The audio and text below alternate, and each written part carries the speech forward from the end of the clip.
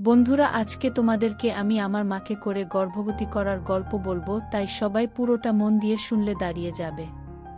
তখন আমার বয়স 18, গরমের ছুটিতে নারাজনপুর নামের এক গ্রামে গেছি বেড়াতে, আমার একমাত্র মাসির বাড়িতে। আমার মাসির নাম রীতা দেবী। মাসির বয়স তখন 39, মেসো মিলিটারিতে চাকরি করে। বর্তমানে উনি কাশ্মীরে আছেন। মাসির কোনো বাচ্চা কাচ্চা হয়নি, তবে প্রতিবার মেসো এলে জোর চেষ্টা চালা। এবারও তার ব্যতিক্রম হয়নি। গতকালই মেসো ছুটি শেষ করে চাকরিতে গিয়েছে, আর আমি এলাম আজ দুপুরে। মাসিদের বাড়িটা নদীর পাশেই, একতলায় একটা বাড়ি, সামনে একটু উঠোনের মতো, চারপাশে পাঁচিল দেওয়া, পেছনে কলঘর, 3 দিকে টিনের ঘেরাও, আর সামনে একটা পর্দা টাঙ্গানো। আমি মাছির বাড়িতে ঢুকে মাছি মাছি বলে চেঁচাতে লাগলাম।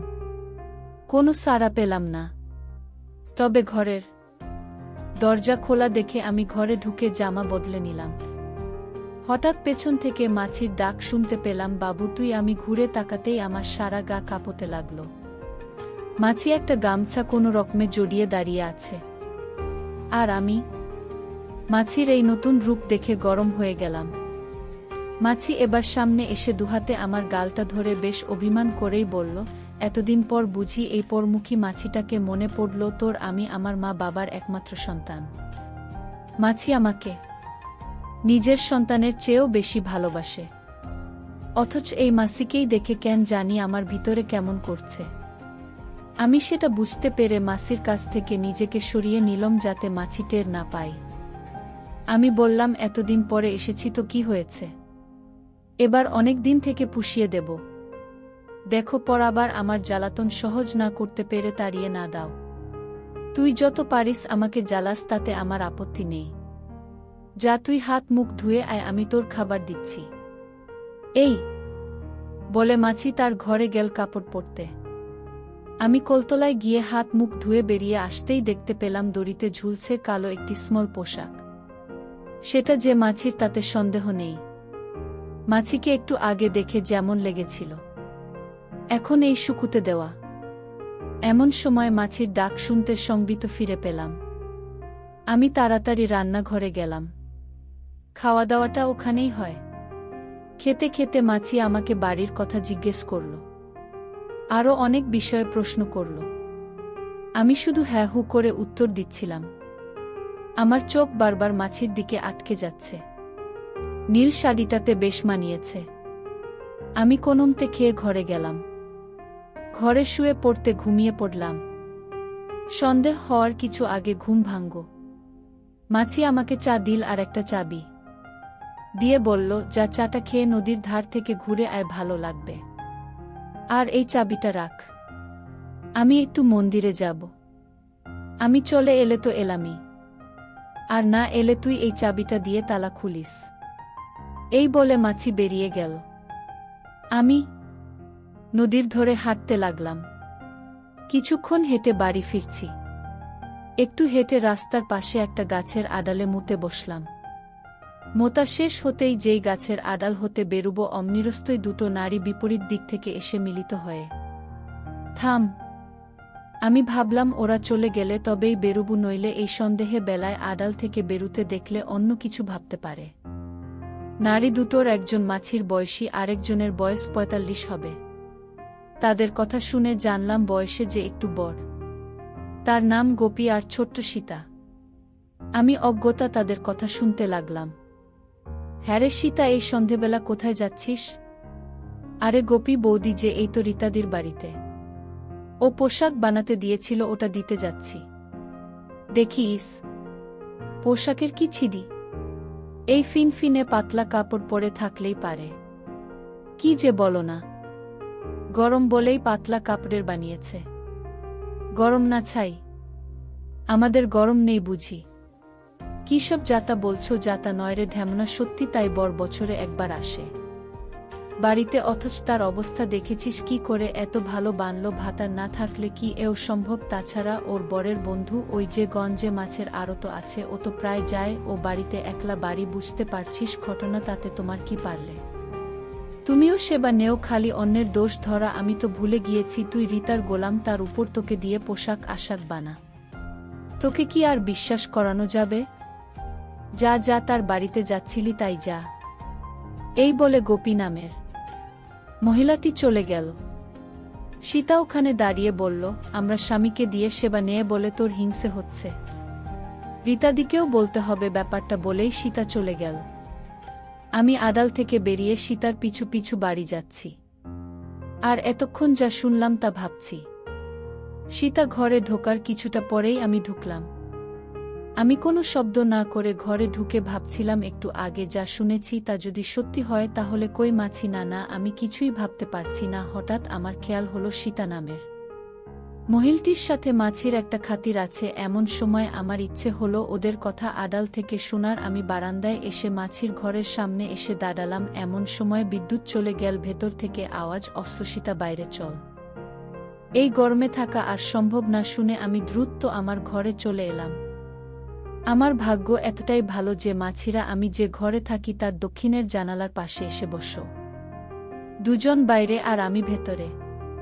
তারা কথা বলতে লাগল। এবার অনেক গরম তাই না রে সীতা? হ্যাঁ গো দিদি, ইচ্ছে হচ্ছে কাপড় চোপড় নামিয়ে ফেলি। অসহ্য। তা খোলো না, কে বারণ করেছে? বাড়িতে তো আর কেউ নেই। ভালো কথা মনে করিয়েছিস। বাবুটা এখনো এলো না, কোথায় গেল? বাবু আবার কে? আমার দিদির ছেলে। আজই এসেছে, কখন বেরিয়েছে এখনো এলো না যে? চিন্তা করো না, বোধহয় কারেন্ট নেই তাই বাইরে ঘুরছে। তারপর ও এতদিন বাদে এলো, সব ঠিকঠাক চেন না? কত বড় উচ্চ মাধ্যমিক দিয়েছে। দিদি এত বড় ছেলে হারাবে না। শোনো, আমি না বলা পর্যন্ত তুই অশোক দাকে এ বাড়িতে আসতে নিষেধ করবি। আজই ওকে এটা জানাবি। বাবু বাড়িতে। বুঝতেই পারছিস জানাজানি হলে কেলেঙ্কারি হয়ে যাবে, তা না হয় বলব, কিন্তু এভাবে আর পাড়ার মহিলাগুলো যেভাবে আমাদের বিশেষ করে তোমার পিছে লেগেছে তাতে কদিন যে শাক দিয়ে মাছ থাকতে পারবো ভগবানই জানেন। আজ গোপীও খোঁচা মেরে কিছু কথা শুনিয়ে দিল, কিন্তু করবটা কি বল? তোর তো তাও স্বামী সপ্তাহ আনান্তে বাড়ি আসে, আর আমার কি করে থাকবো বল? একটা কথা বলি, রাগ করবে না তো? কি কথা? এটা শুধু একটা কথা নয়, সমাধানও। আর কি বলবি বলতো? তোমার বোনপোটা তো বড়ই হয়েছে, দেখো না ওকে বশ করতে পারো কি না? কি যাতা বলছিস? নিজের ভাগ্নের সাথে, আর ভাগ্নে ছেলে তো নয়। তাছাড়া অশোক দা যেমন পর পুরুষ, ভাগ্নেও তেমন। কেউই তোমার স্বামী নয়। তাছাড়া ঘরের মধ্যে ব্যাপারটা থাকলে জানাজানির ভয় রইল না। তার চেয়ে বড় কথা, তোমার ভাগ্নে যে তোমাকে বিশেষ নজরে দেখে না, তুমিই বা জানলে কি করে? বুঝলাম, কিন্তু দিদি বারে অশোক বাবু আর কামিনী ব্যাপারটার একমাত্র সাক্ষী তুমি আর আমি। সে ক্ষেত্রে নিজের মান বাঁচাতেই কামিনীদি আমাদের বাধা দেবে না। তা তুই ঠিকই বলেছিস। জানিস, আজ যখন আমি স্নান সেরে বাবুর সামনে দাঁড়ালাম তখন বাবু আমার দিকে হা করে তাকিয়েছিল, আর কলতলায় ও আমার শুকুতে দেওয়া পোশাক হাতে নিয়েছিল। তুমি বুঝলে কি করে? ওটা আমি যেভাবে শুকুতে দিয়েছিলাম বিকেলে ঘরে আনার সময় সেভাবে পাইনি। তখন ব্যাপারটা খেয়াল করলেও গুরুত্ব দিইনি। এখন বুঝতে পারছো যে বাবু তোমার দিকে নজর দিয়েছে। হয়েছে হয়েছে, আর বকিস না। বাকিটুকু আমি বুঝব। আচ্ছা দিদি, বাবু তোমাকে সেবা দিতে চাইলে তুমি কি করবে? তুই না বেশি বকিস। এখন যা, অশোক বাবুকে গিয়ে বলে আয় যেন এ বাড়িতে না আসে। সে কি একেবারেই না করে দেব? নারে, যতদিন আমার বাবু আছে ততদিন।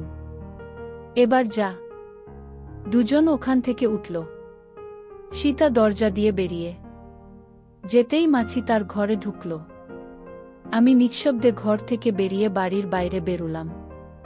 কিছুক্ষণ পর বাড়িতে ঢুকে মাছি মাছি বলে হাঁক ছাড়তে মাছি দরজা খুলে বেরিয়ে এল। পরনে একটা পাতলা নীল ম্যাক্সি। মাছি আমাকে টেনে ধরে বলল, কোথায় ছিলি রে বাবা? আমার বুঝি চিন্তা হয় না? হাত মুখ ধুয়ে আয়। আমি কলতলায় যেতে যেতে ভাবতে লাগলাম, মাসির এ ব্যাপারটা একটু অন্যরকম। আগে আমাকে এভাবে ধরত না। তাছাড়া সীতা যা বলল তাতে স্পষ্ট বোঝা যায় অশোক বাবুর সাথে মাছি ও সীতার সম্পর্ক আছে। কিন্তু এখানে মা এলো কিভাবে, ব্যাপারটা একদম গুলিয়ে যাচ্ছে। তবে মাছির কথা ভাবতে আমার কেমন যেন হচ্ছে। এসব ভাবতে ভাবতে রাতের খাবার খেয়ে শুয়ে পড়লাম। একটু পর বাতি জ্বলে মাছি এল। মাছিকে দেখে আমার বাবাজি লাফতে লাগল। মাছি এসে আমার পাশে বসে এক গ্লাস দুগ্ধ এগিয়ে দিল। নে বাবা, খেয়ে নে, তুই অনেকটা ইয়ার্ড, এটা তোকে শক্তি যোগাবে। দেখিস না মায়েরা নিজেদের সন্তানদেরকে কত যত্ন করে, খাওয়ায়। অবশ্য ভগবান আমাকে সে সুযোগ দেয়নি, কাউকে পেটেও ধরতে পড়িনি, তাই খাওয়ানোর সুযোগ পাইনি। মাসির আচরণের এই পরিবর্তন বুঝতে পারলেও সাহসের অভাবে কিছু হলো না। অনেক কষ্টে ঘুমলাম, আর ঘুমের ভেতর মাছিকে নাচতে দেখলাম। তারপর যা হলো তাতে শুধু দাগটাই থেকে গেল। পরদিন ঘুম থেকে উঠতে উঠতে প্রায় 11টা বেজে গেল। আমি উঠে বসতেই আমার ট্রাউজার এ নজর পড়তে দেখলাম ওখানটায় দাগ লেগে আছে। বুঝতে বাকি রইল না কিসের দাগ।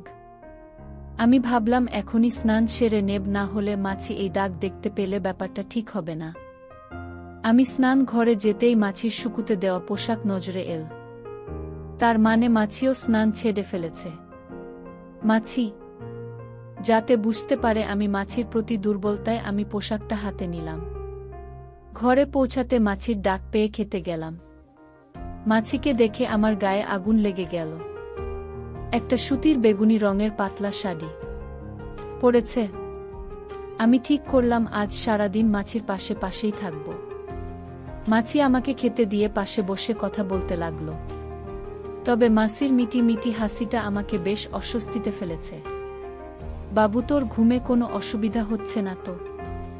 অসুবিধা হবে কেন না, এমনি বললাম। আর কি বলেই মাছি মুখ টিপে হাসতে লাগলো। আমি কথাবার্তা এগিয়ে নেয়ার চেষ্টা করলাম। মাছি, তোমার স্বাস্থ্য আগের চেয়ে ভালো হয়েছে। স্বাস্থ্য ভালো বলতে কি বুঝছিস না? মানে একটু মোটা হয়েছ আর কি। ও আমি ভাবলাম অন্য কিছু। তা তোর মাকে দেখেছিস, সেই তুলনায় আমি এমন কি আর মোটা? আর কোনো কথা খুঁজে না পেয়ে আমি চুপচাপ খেয়ে মাছির পাশে বসে রান্না করা দেখতে লাগলাম। মাছি চুলো ভাত ছড়িয়ে তরকারি কুটতে বসতেই হাঁটুর চাপে কমলাগুলো বেরিয়ে পড়তে চাইছে। আমার কাছে পুরো দৃশ্যটা কাল্পনিক মনে হলেও তা যে বাস্তব তা বুঝতে পারলাম নিচের টনটনতে। আমি মাছির কাছ থেকে উঠে চলে এলাম ধরা পড়ার আগেই। দুপুরে খেয়ে আমি আমার ঘরে একটু ঘুমোতে চেষ্টা করলাম। হঠাৎ মাছির ঘরের দরজা খোলার আওয়াজে আমি সজাগ হলাম।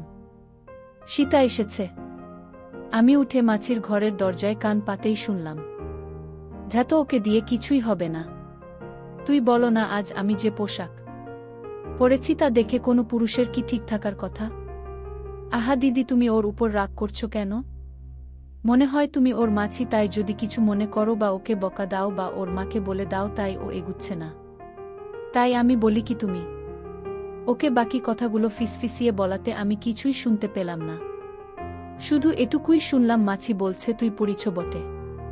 তাহলে এক কাজ কর, তোর বোনপোটাকে বলিস ওটা নিয়ে যেন 5টার দিকে চলে আসে, আমি বাবুকে নিয়ে তখনই বের হব। তাহলে আমি যাই, দেরি করলে আবার চিনুকে পাওয়া যাবে না। এই বলে সীতা চলে গেল। আমি বিছানায় শুয়ে পড়তে মাছি ঘরে এল। আমার পাশে বসে মাথায় হাত বুলাতে বুলাতে বলল, বাবু ঘুমিয়ে পড়েছিস না? মাছি, কেন এখানে এসে শুধু কি বাড়িতে পড়ে থাকবি? চল আজ একটু বেরিয়ে আসি। কোথায়? তো পাশেই শহরের একটু ডাক্তার দেখব, তারপর না হয় দুজন মিলে একটা মুভি দেখে বাড়ি ফিরব।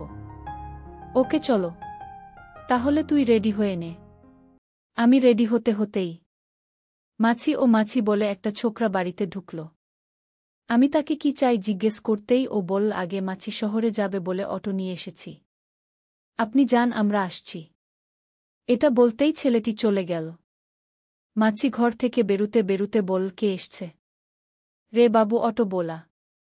ও চল আমরা বেরি। এই বলে মাছি দরজায় তালা দিয়ে বেরুতে লাগল। মাছিকে একদম চিনতে পারছি না।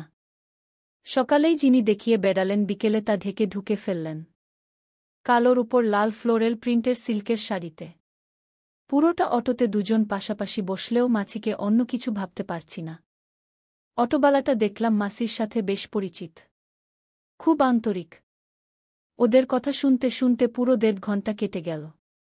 গ্রাম থেকে এই ছোট্ট শহরটাতে আসতে আসতে 6:30 বেজে গেছে। মাছি ভাড়া চুকিয়ে ওকে কিছু একটা বলতেই ও চলে গেল। ডাক্তারের চেম্বার থেকে বেডুলম 7:30 এবার আরেকটা অটোতে করে সিনেমা হলে গেলাম। মাসির জাগটা ভালো করে জানা। মেসোর সাথে নাকি প্রায় আসে।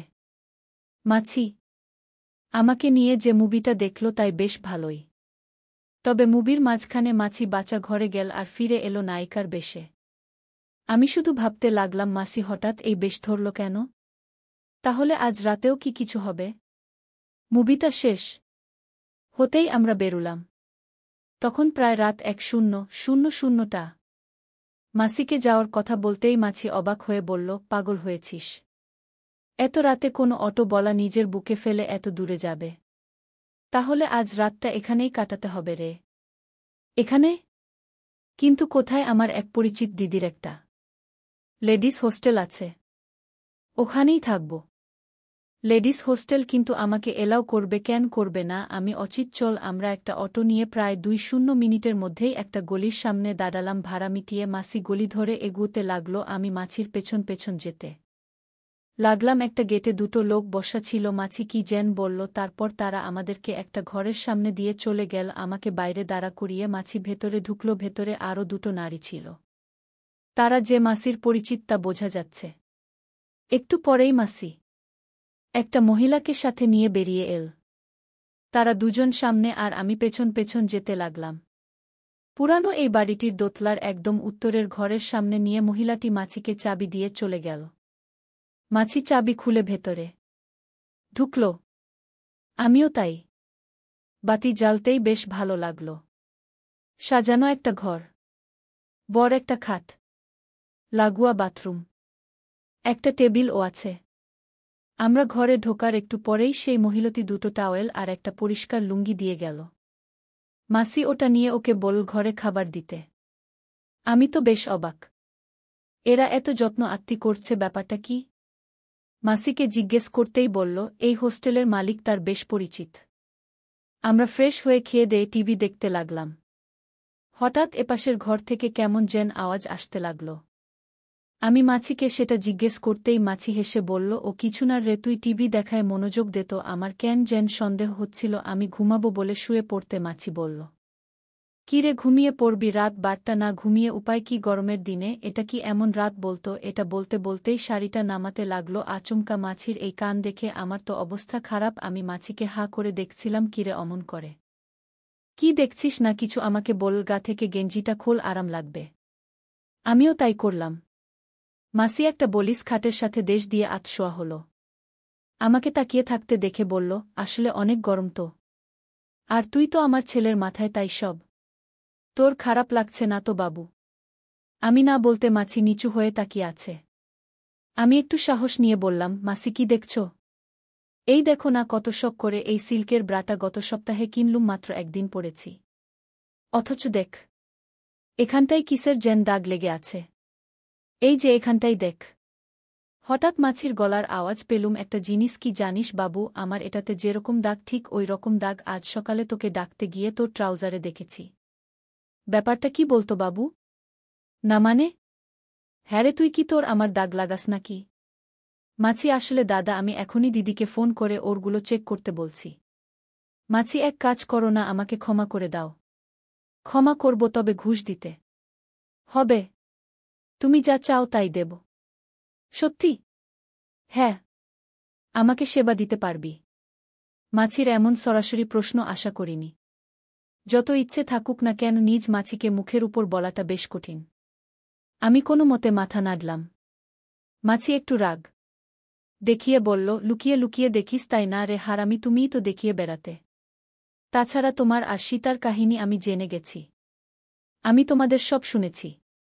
তুমিই তো আমাকে দিয়ে এতই যদি জানতি তবে এগোসনি কেন? আমি কি তোকে মারতাম না বকতাম? তোমারই যদি এত ইচ্ছে এখানে এলে কেন? বাড়িতে নিজে এগোনি কেন? এমন সময় বাইরে থেকে নারী কণ্ঠের আওয়াজ এলো, সেবা নিতে এসে ঝগড়া কিসের গো? বাড়িতে না করে তুমি এখানে আমাকে আনলে যেয়ে। আসলে এগুবার ছুতো আরেকটু বেড়ানোর উদ্দেশ্যেই। তাছাড়া জীবনের প্রথম এঘরেই খেয়েছি। কার হাতে বসে পড়ে বলব? কিরে, পারবি তো আমাকে? পারতেই হবে আমাকে, বলে কাজ লেগে পড়লাম। অনেক পরিশ্রম করে আমি ক্লান্ত হয়ে কখন যে ঘুমিয়ে গেছি জানি না। সকালে ঘুম ভাঙতেই দেখি মাছি চুল আঁচড়াচ্ছে। আমাকে দেখে একটু হেসে বলল, যা স্নান করে নে, লুঙ্গিটা কেচে দিস। স্নান করে ফ্রেশ টেস্ট হয়ে আমরা বেরিয়ে পড়লাম। সকালে বাইরে খেয়ে হালকা কেনাকাটা করে দুপুরে খেয়ে নিলাম। তার বাদেই বাড়ির দিকে রওনা হলাম। বাড়িতে পৌঁছলাম শেষ বিকেলে। সন্ধে বেলা সীতা বাড়িতে এল। মাছি রান্নাঘরে ছিল। ওখানেই দুজন কথা বলছে। আমি জানালার পাশে দাঁড়িয়ে শুনছি। এখন আর ধরা পড়ার ভয় নেই, কারণ মাছি জেনে গেছে যে আমি তাদের আগের কথাগুলো শুনেছি। সীতা কৌতূহলী হয়ে বলল, কি গো দিদি, কিছু হয়েছে? কি আর হবে রে? না মানে বাবুর সাথে বাজে বকিস না তো। ওসব কিছুই হয়নি, আর হবেও না। তোর কথামত যদি একদম তাহলে লজ্জায় পড়তাম। কি বলছো, কিছুই হয়নি? এ কেমন ছেলে বাপু, অমন দেবীর পেট থেকে এ কেমন ছেলের জন্ম হলো? কি আর করা, তোমার দুর্ভাগ্য। অশোক বাবুর ওখানে যাবে গো? কখনই না। ও বলে দিস আমাকে ভুলে যেতে। এসব কি বলছো তুমি? হ্যাঁ, যা বলেছি তাই। কাল ডাক্তার বাবু বলেছে এবার আমার মা হবার সম্ভাবনা খুবই বেশি। আমি মা হতে পারলে আর কিছুই চাই না। কি বলছো? এই ৩-৯ বছর বয়সে তুমি মা হবে? ভগবান মুখ তুলে তাকালো। তবে কিন্তু সেবা না নিয়ে থাকতে পারবে, এ ব্যাপারে আর কথা নয়। যা বললাম তাই কর। গেজা মাতির তো জিনিসটাই অন্যরকম, নারীদের বদলে দেয়া। আচ্ছা আমি গেলাম বলে সীতা বেরিয়ে গেল। এবার আমি মাছির কাছে গিয়ে পেছন বললাম, সীতাকে মিথ্যে বললে যে? কি মিথ্যে বললাম? এই যে বললে আমাদের মধ্যে কিছু হয়নি। পাগল হয়েছিস তুই? ওটা বললেই ও সেবা নিতে চাইবে। আমি চাই না আমার নাগরকে কারো সাথে ভাগ করে খেতে। তুই শুধু আমার। আর অশোক বাবুর ব্যাপারটা তোর কাছে অশোকের, ওটা কিছুই না। তুই থাকলে আমার আর কাউকে দরকার নেই। তাছাড়া সীতা এখন একাই অশোককে দিয়ে সেবা করাবে। আচ্ছা একটা ব্যাপার বলতো, ডাক্তার তোমাকে কখন বলল যে তুমি মা হতে পারবে? ডাক্তারকে বলতে হবে কেন? আমি এতদিন মা হইনি কারণ তোর মেসোর মেশিন খারাপ, আর বাইরের কারো কাছ থেকে সাহস পাইনি। এবার তোর মেসো যাবার দুদিন পরেই তোর সেবা নিলাম। এবার চান্স আছে। একে তো তুই ঘরের মানুষ, তার উপর তোর মেসো বুঝবে যে ওর তাতেই হয়েছে। এসব কি বলছো মাছি? এতে অবাক হওয়ার কি আছে? আচ্ছা মাছি, একটা কথা বলি। কি কথা? হ্যাঁ, যা বলছিলাম। সীতা বলছিল মার কোনো এক ঘটনার সাক্ষী তুমি আর সীতা। ব্যাপারটা কি বলতো? না না, তেমন কিছু না। মাছি, তুমি কিছু একটা লুকাচ্ছ, সত্যি করে বলো কিন্তু, নইলে আমিও সব বলে দেব সবাইকে। বাজে বকিছ না তো? শুধু শুধু রেগে যাচ্ছিস কেন? রাগার কারণ আছে বলেই রাখছি। তুমি সত্যিটা বলছো না কেন? তোর শুনতে ভালো লাগবে না? তুই আমাকে বলতে জোর করিস নে। তুমি বলো, আমি শুনব। রাগ করতে পারবি না কিন্তু ঠিক আছে বলো। অশোক বাবু আর তার দুজন বন্ধু দিদিকে সেবা দিয়েছিল। মা কি রাজি ছিল? আসলে তোর বাবা তো ২-৩ বছরে একবার দেশে আসে, তাই বুঝতেই পারছিস দিদির একটা চাহিদা ছিল। সেই চাহিদা কি এখনো আছে? আছে তো বটেই। চাহিদা মেটাই কি করে? যেভাবেই মেটাক না কেন, সুখ তো আর পাই না। মেয়েদের জ্বালা বড় কষ্টের। আমার মার কষ্ট কমানোর কোনো উপায় কি নেই? একটা উপায় আছে। কি? এমন কাউকে খুঁজে বের কর যে দিদিকে সুখ দিবে, কিন্তু বাইরের কেউ জানবে না। কোথায় পাবে এমন কাউকে? তাছাড়া মার সাথে অন্য কাউকে আমি মানতে পারব না। তাহলে তোকে হতে হবে সেই পুরুষ। মানে মাছির পাশাপাশি মাকেও সেবা করতে হবে। কিন্তু কোনো কিন্তু না। যা বললাম তাই কর। সকালে আমাকে তোর মতামত জানাস। আমি সে অনুযায়ী ব্যবস্থা নেব। পরবর্তী ২ ঘণ্টা অনেক পরিশ্রম করে ঘুমিয়ে গেলাম। সামনে অজানা দিন। পরদিন সকলে ঘরের কাজটাজ সেরে মাছি রান্নাঘরে গেল। আমিও স্নান সেরে মাছির কাছে গিয়ে বসলাম। মাছি তরকারি কুটছিল। আমাকে দেখে হাসল। আমাকে চুপ থাকতে দেখে মাছি, কিরে কিছু বলছিস না যে? কি বলব? দিদির ব্যাপারে কি ভাবলি জানি না। মানে কি? তোর মতামত জানা। আমার মনে হয় তুমি মার সম্পর্কে যা বললে তা ঠিক না। মনে দিদি যে মেটাতে পারছে না, এটা আমি মিথ্যে বলেছি? হ্যাঁ। তাছাড়া আমার মনে হয় অশোক বাবুর ব্যাপারটাই মা রাজি ছিল না। এটা বলার পরেই মা সিফিক করে হেসে ফেল। হাসছ কেন? আমি হাসির কি বললাম না এমনি। আসলে নিজের মাকে সব ছেলেই সতী ভাবে। কিন্তু কি জানিস বাবু, আমি যা বলেছি তা সত্যি। এই যে আমাকে দেখ, তোর মাছি আমি, অথচ তুই সেবা না দিলে আমি বাঁচব না। তার মনে আমি একটা পাকা জিনিস, তাই না? তা তুমি যে একটা জিনিস সেটা প্রমাণিত। তোর মা কিন্তু এই রিতার বোন। আমার চেয়ে কে বেশি চেনে আমার বোনকে শুনি?